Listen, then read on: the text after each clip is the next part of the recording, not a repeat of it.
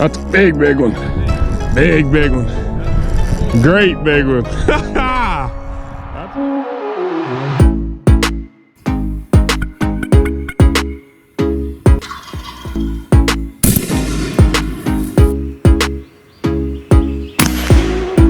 I mean, exploded it.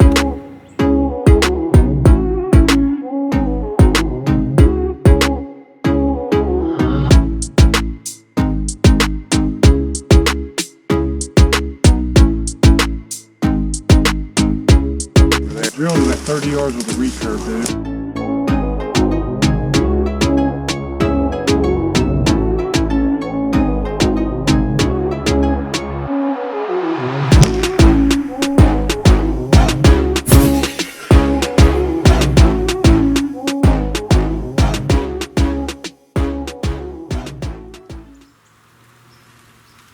Good morning, y'all. Welcome back to another episode. Today is November the 8th. It's currently about 9:30 in the morning. I hunted in here yesterday, or 2 days ago, and no luck at all. I didn't see nothing, didn't hear anything. I come in this morning, and I had a deer right before daylight come off this bank beside me. I could hear it all the way. It got in this little valley. It's got a little valley that goes down, and it got in the middle of this valley down here. And I never did hear the deer leave, but apparently it did, because I didn't see it or hear it anymore come daybreak. So, you know, it's rut right now, so a lot of these deer are scattered out on the move. I did rattle a little bit this morning, grunted, hit the doe bleat, all that, but no luck. So, and then me and Dad ended up hunting yesterday morning at a different area, and he ended up rattling in this little spike. He rattled it in, it came in grunting, and then turned, walked around, started eating in the corn for probably 2 minutes, and then just kind of turned and walked back around the ridge. And yeah, that was pretty much it. But I'll pretty much forward you guys into me and Dad's hunt yesterday morning. You guys can watch that unfold. It's about 2 minutes long. And as for me, I'll catch y'all when I get back out here. We'll see you. There she comes, there she comes.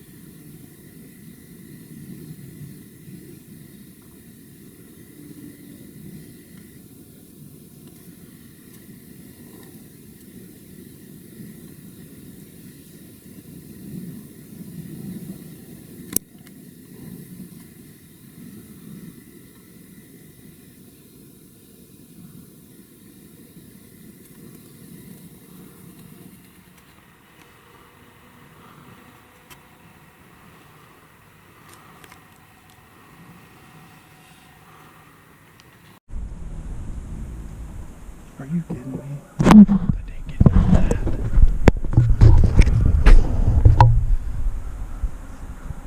Take number 2. I done had B-roll and everything and wasn't even filming. Anyway, today's November the 9th. It's about 3 o'clock in the afternoon, a little after 3. I just got up, got everything set up. Brought the horns with me again, just to give you guys just to give you an update from the last time y'all see me. I didn't hunt for a few days. I come in, checked the camera, and had does in here every single night, and they were in here last night too.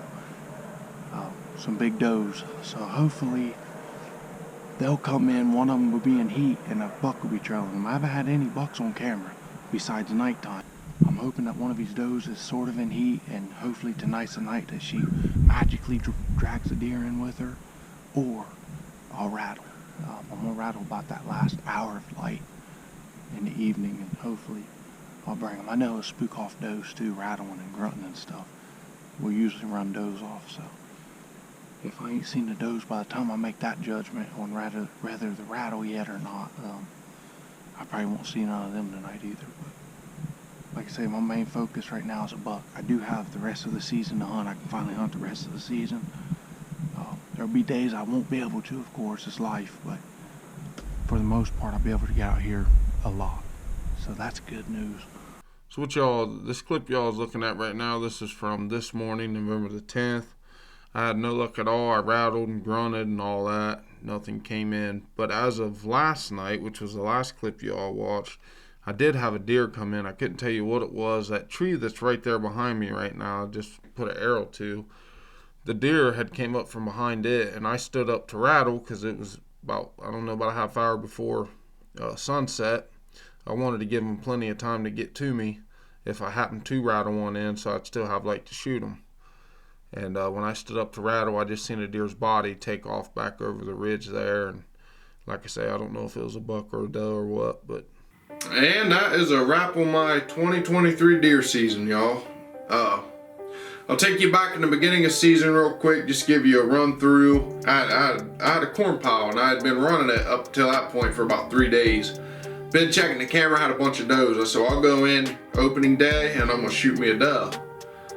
So I get in there that morning, set up, and about 8:30 in the morning, I see 2 deer coming across the field into the woods to me. So I get stood up, get the camera on the corn pile, and get ready. They came in, fed around into the corn, and then she ended up turning and giving me a perfect broadside shot at 15 yards.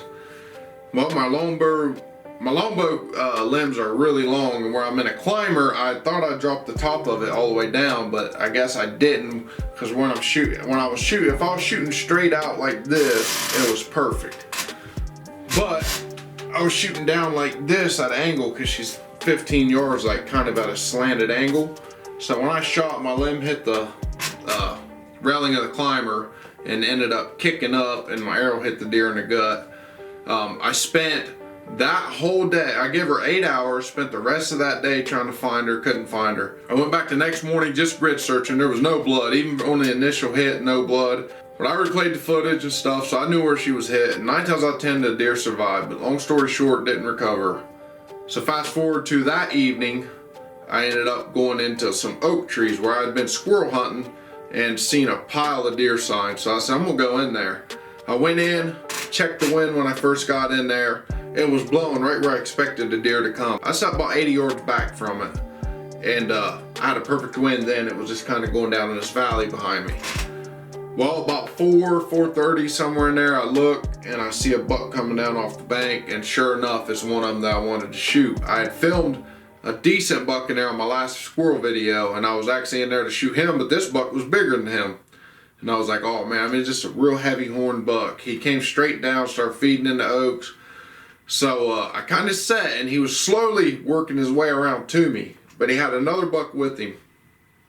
He gets to about the 40-yard mark, and the trail goes about like this, turns around the hillside. He gets right to where it turns and gonna come to me, and he like just looks back at the other buck, and when I just kind of glance over, I see the other buck just walking and feeding back this way, the same way they come. So what did he do? He turns around and he just starts walking, puts his head back down. I'm filming him the whole time, and he just feeds right off with the other deer. Never saw these deer again for the rest of the season. Then fast forward like a week later, I managed to shoot one with Grandpa's bow, button buck. I thought it was a doe, ended up being a button buck. I dropped it in his tracks. And then Halloween morning, didn't hunt, overslept. Out of all the days I could have overslept, I overslept on Halloween morning. and I had I think it was a 10-point crab claw buck, beautiful buck, come through there that morning. Hunted that evening, no luck. Pretty much in that area, I was way too close to bedding. Every time I would go in, I was bumping deer. So when they come back through during daylight, they're already on high alert. So they were already going downwind of me each time they would come back. So I ended up moving the spot back to where I was opening day, which is where this video picked up. And you all pretty much should know everything that happened up until about the 13th of November. So I ended up filming a button buck. I let him go. I let him walk off, didn't shoot him. And then I think it was 2 days later, I hunted in the morning. I had a doe. I had 4 does come running in. I thought a buck was on them. So I kind of waited. They came straight up. I could have shot at one. It was 30 yards. But at the time, I'm thinking a buck's chasing them just from the way they come in. So I'm just sitting there and I'm looking at all of them. And they're all kind of looking behind them, and then they're looking up towards the corn pile, and they'd look back. Well, eventually, instead of them coming up to the corn, they all start going down and around to my left. And I'm wide open in my left. My blind's in the front, but then I got a little makeshift blind that I made. My left side's wide open. I didn't expect them to go clear up and around there. I figured they'd just come off of them trails because all the trails are in front of me. They kind of went off their trails and walked down and around to the left. Eventually, long story short, after they stood there and kind of ate around on the ground and just kept looking over my way for 20 minutes, they turned and left. After hunting about a week straight, no luck at all, I went back in on that morning. I had perfect conditions. It was nice and cold, and it was just perfect. Perfect wind. My wind would have been going to my left, back out this way. So it was just perfect. I needed a southeast wind to hunt it, and I had a southeast wind that morning. So I was super pumped to get in there. I was like, 9 times out of 10, out of all these days I ain't seen nothing. I'm gonna see them today. Went in, and about 7:30, 8 o'clock, I could hear deer running around up above me. So I eased and got the bow, turned the camera on, and was just facing the corn. And I'm just kind of just looking back up in there, and about that time a big doe comes flying around and gets up on the bank. And I put the camera on him. I don't have them. All I have is the audio. And you hear the deer crashing around. You can't even hear this buck grunt. About that time I heard a wee little soft grunt, just 2 of them, like a kind of a long but soft grunt. And she kind of turns and runs up and over the bank. And about that time this little 4-pointer comes running up from behind her and follows her out. And then I spent, after that, that whole week, I spent the rest of that weekend plus that week, which was Thanksgiving week, last week, hunting day after day, day after day, same area, no luck. So Thanksgiving morning, I went in for my last hunt. This was going to be my last hunt of the season. I went back to where I hunted opening morning, and I filmed them deer under them oak trees. But I went on out on the end of the point to where I could call, and you'd be able to hear that call for a mile, when you're rattling. So I set up in the middle of that thicket right before daylight. Just probably 10, 15 minutes before shooting light, I could hear a deer. I never could see it. It come up and around behind me and went back out and around the other ridge towards where the oak trees was. So right around 8 o'clock, I decided I'm gonna rattle. I hit the horns together, and about 4 minutes later, it sounded like a bulldozer coming down off the ridge. And this deer is just coming, and I'm like, oh, here we go. And I set up to shoot a trail that was at 10 yards, a mud path. And he's coming right for that trail. He stops at about 80 yards down there for, 2 minutes. In my head, there's a creek down in there. I'm thinking he's just trying to find a way to get across the creek. So I'm just sitting there waiting. And about that time, he starts snorting, turns and runs. That morning was still calm, and I don't even know. He either caught my thermals, or it was a little slight of wind, and it blew down into his nose. Because let me tell you, he picked up immediately and bolted out of there. And then I hunted the next day, morning and evening. No luck. Pulled all my cameras and stuff, and that brings me to the present day. So that's been my bow season. A lot of ups and downs all season. I've gained a lot of knowledge. If I do decide to hunt the area that I hunted this year, I got a lot more knowledge going into next year. That's my bow season in a nutshell.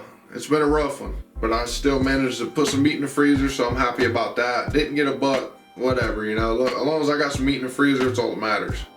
But shout out to my nephew Brayson. He got his first deer. Not only did he get one, but he ended up killing 2 so far this year with a bow. My brother's fiance shot her a big doe this year, and then my brother killed his first deer, or first turkey.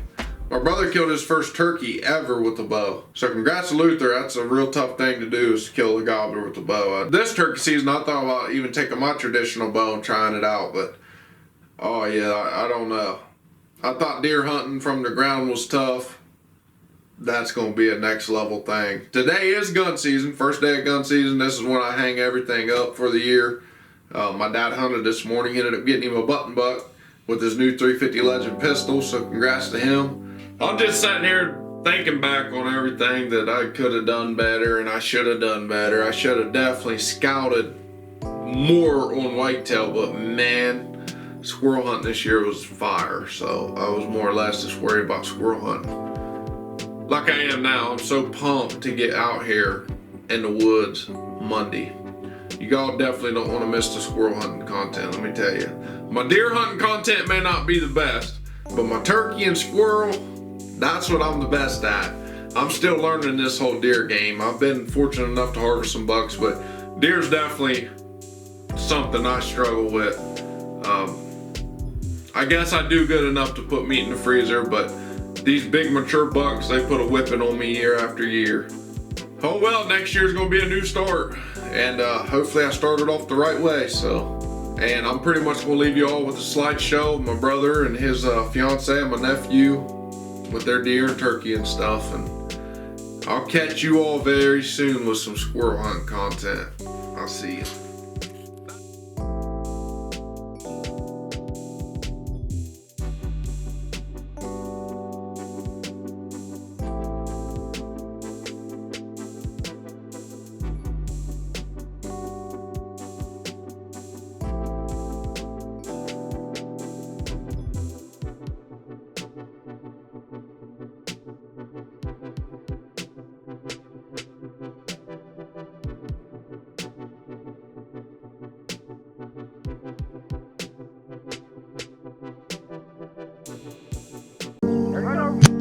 I got him.